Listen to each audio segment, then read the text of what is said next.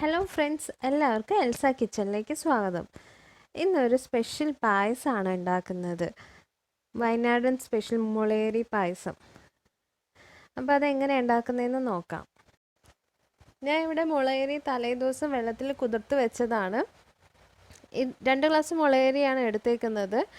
ഇനി ഇത് 4 ഗ്ലാസ് വെള്ളത്തിൽ കുക്കറിലൊന്ന് വേവിച്ചെടുക്കാം. ഏകദേശം ഒരു 15 മിനിറ്റ് വേവിച്ചെടുക്കാം. നല്ല കട്ടിയാണ് ഈ മുളകരിക്ക്, വേവ് കൂടുതലാണ്. വേവിച്ചെടുത്തിട്ടുണ്ട്. ഇനി മിക്സിയിൽ ജസ്റ്റ് ഒന്ന് അടിച്ചെടുക്കാം. തരി പോലെ ആക്കി കളയരുത്. ഇതാണ് അടിച്ചെടുത്തത്. ഇത് ഇനി നമുക്ക് ചൂടായ ചട്ടിയിലേക്ക് ഇടാം. ഞാൻ ഇവിടെ ശർക്കരപ്പാനി നേരത്തെ റെഡിയാക്കി വെച്ചിട്ടുണ്ട്. അത് ഒഴിക്കാം. എന്നിട്ട് നന്നായിട്ട് ചൂടാക്കുക. ഇനി മുളയരിയുടെ കൂടെ നമ്മൾ ഗോതമ്പും കൂടെ ആഡ് ചെയ്യുന്നുണ്ട്. നമ്മളൊരു 1/2 ഗ്ലാസ് ഗോതമ്പാണ് ആഡ് ചെയ്യുന്നത്.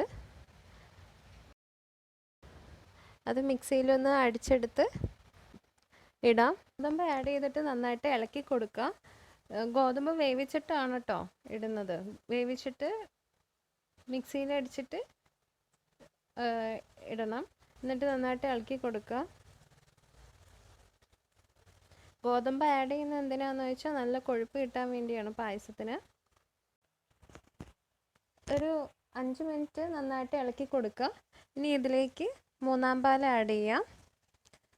നല്ല കുറുകി വരുന്ന വരെ, 3-ാം പാൽ വറ്റുന്ന വരെ നന്നായിട്ട് ഇളക്കി കൊടുക്കുക. ഇപ്പോൾ ഏകദേശം വറ്റി വന്നു. ഇനി നമുക്ക് ഇതിലേക്ക് 2-ാം പാൽ ഒഴിക്കാം. പാൽ വറ്റി വരുന്ന വരെ ഇളക്കി കൊടുക്കുക. ഇനി 1-ാം പാൽ ഒഴിക്കാം. ഇത് വറ്റിക്കേണ്ട ആവശ്യമില്ല, എന്നാലും പാൽ വേവുന്ന വരെ, പച്ചച്ചോവ മാറുന്ന വരെ നന്നായിട്ട് വേവിച്ചെടുക്കുക. ഇനി ഇതിലേക്ക് പൊടിച്ചെടുത്ത ഏലക്കയും ജീരകവും ആഡ് ചെയ്യാം. 1/2 ടീസ്പൂൺ വീതമാണ് ജീരകവും ഏലക്ക ആഡ് ചെയ്യുന്നത്. അങ്ങനെ പായസം ഏകദേശം ഫിനിഷിംഗ് പോയിന്റിൽ എത്തിയിട്ടുണ്ട്. നല്ല മണം അടിക്കുന്നുണ്ട്. ഇടയ്ക്ക് ഒന്ന് നെയ്യ് ഇട്ട് കൊടുത്താൽ നല്ലതായിരിക്കും, കുറച്ചുകൂടെ ടേസ്റ്റ് കിട്ടും. ഇനി ഞാൻ നെയ്യിൽ വറുത്ത് വെച്ച കശുവണ്ടിയും കിസ്മിസും തേങ്ങാക്കൊത്തും കൂടി ആഡ് ചെയ്യുക. പായസത്തിലേക്ക് നന്നായിട്ട് മിക്സ് ചെയ്യുക. ഞാൻ കുറച്ച് കശുവണ്ടിയും കിസ്മിസും തേങ്ങാക്കൊത്തൊക്കെ മാറ്റി വെച്ചിട്ടുണ്ട് മേളിൽ ഡെക്കറേറ്റ് ചെയ്യാൻ. ഡെക്കറേറ്റ് ചെയ്ത് അങ്ങനെ നമ്മുടെ പായസം ഇവിടെ റെഡി ആയിട്ടുണ്ട്. ഇതെല്ലാവരും ട്രൈ ചെയ്ത് നോക്കണം. നല്ല ടേസ്റ്റാണ്, ഒരു ഡിഫറെൻറ്റ് ടേസ്റ്റാണ്.